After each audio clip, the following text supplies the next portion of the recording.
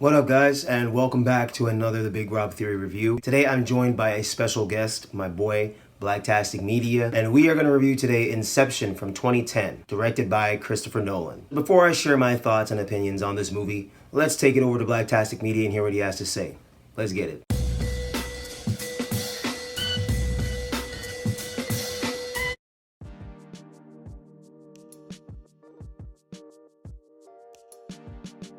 Yo, what's up? It's your boy. I'm having my debut on my homeboy's channel, The Big Rob Theory. Long overdue. Homies with my man, Anthony A. Perez. It was only a matter of time for us brothers to hook up and collab on something special. Yeah, buddy, Inception by Christopher Nolan, 2010 flick that dropped that summer.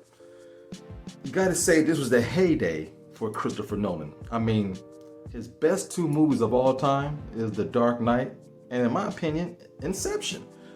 I think he peaked during this time because in between Batman films, he was dropping other joints to keep his mind, expanding and doing new things. And Inception, how can I put this movie into words?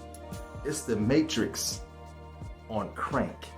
It's the Matrix on speed. It's the Matrix on crack. It's mind-blowing. Most of the movie takes place in your dreams. You're like, how is that cool? They made dreams and your subconscious something so scientific and original. It was almost hard to follow. You had to see this movie like 2 or 3 times in theaters to get it. It had action, suspense. It was a thriller and it was a mystery. That is hard to do in one film. Christopher Nolan pulled that shit off. My man, Leo. Dude was a great actor. But in this movie, him, Tom Hardy, had a great cast. Homegirl from those X-Men movie that looked like a little kid, but she's actually old as hell. Man. Great performances all the way around. Just mind-blowing special effects, practical effects. A lot of stuff was in camera that made it so believable. And since then, a lot of nerds have proclaimed that Christopher Nolan at that time is the best director of all time. Nerds, calm your asses down. You're so quick to want to elevate somebody to being the best. Now, in my opinion, Inception is his best movie, non-comic book related.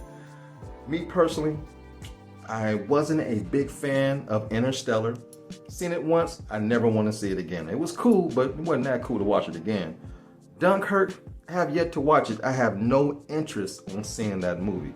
His latest one, Tenet, I didn't see it in theaters. I waited till it came on HBO Max. And I was like, it's alright. Nice concept. Got a black lead. I should be proud, right? I wasn't feeling that joint the way I thought it was. All the best stuff, most of it, was in the trailer. So, to me, he's kind of dipped a little bit. He's still a great director, but stop trying to say nerds that he's the best of all time. Check yourself.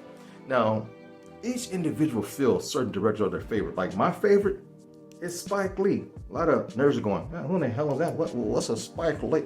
He's a black director, motherfucker. Do your research. But in the meantime, Inception is classic. It never gets old. The watchability of that movie, top notch, top tier. It's mind-blowing to this very day.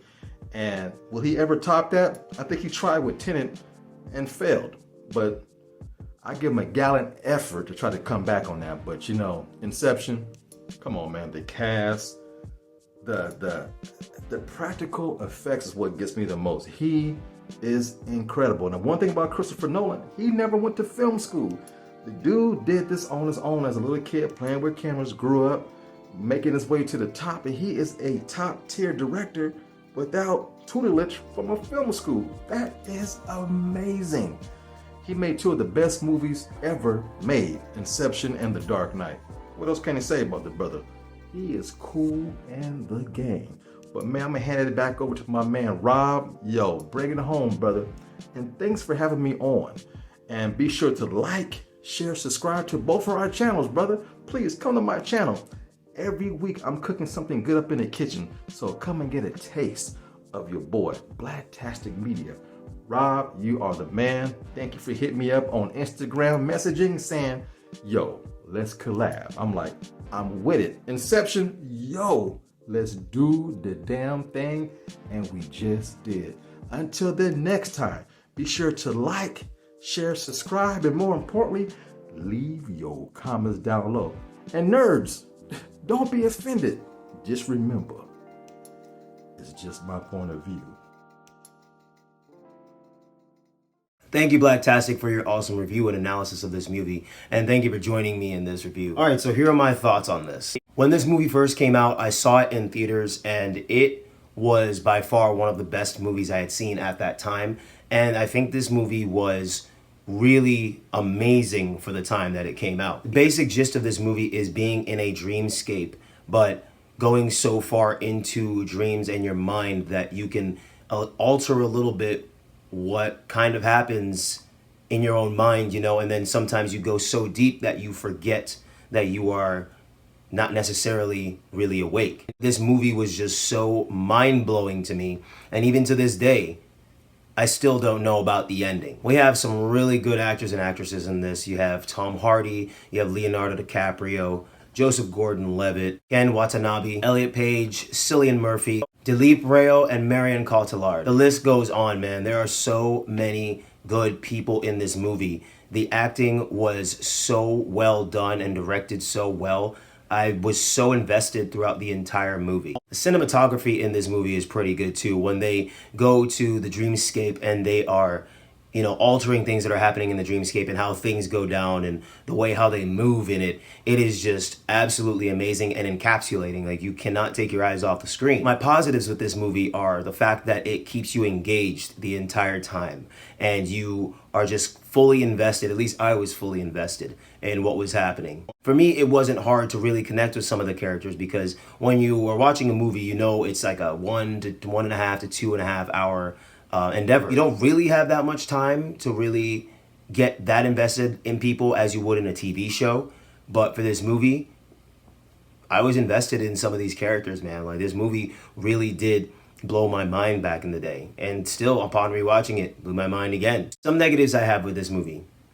Some continuity issues, and sometimes things did seem a little bit jumbled to some people who may not be able to follow this like others might, or that sometimes there's just too much happening on the screen at once, or sometimes you would forget that they're in a dreamscape, but then you would see the movements of the characters, and then you're okay, yeah, they're under it right now. But there's not really many negatives I have with this. My main one would probably be the fact that about the ending, we just don't know where he is. You know, we don't know whether he's in reality or in the dreamscape. But that was by design, you know. It's meant to make you think, it's meant to make you wonder. And that's, I think, what makes this movie so great, is the fact that you are constantly wondering. And to this day, people still debate whether Leonardo DiCaprio's character was still in the dreamscape or in reality. So I appreciate you guys joining us for this collaborative review. It's been a pleasure. Thank you, Blacktastic, again for joining me. Comment down below. Let us know what you think. And if you aren't subscribed to the channel, please hit that subscribe button.